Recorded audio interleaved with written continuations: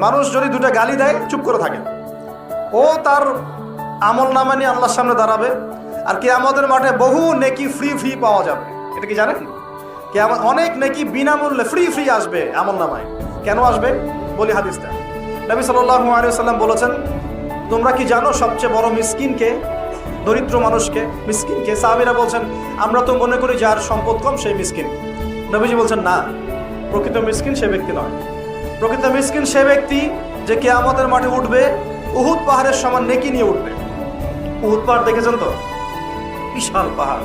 উহুদ পাহাড়ের সমান নেকি নিয়ে উঠবে। নামাজের নেকি, যাকাতের নেকি, হজের নেকি, ওমরার নেকি, বিভিন্ন নেকি। কিন্তু দেখবে সামনে বহু মানুষ দাঁড়িয়ে আছে।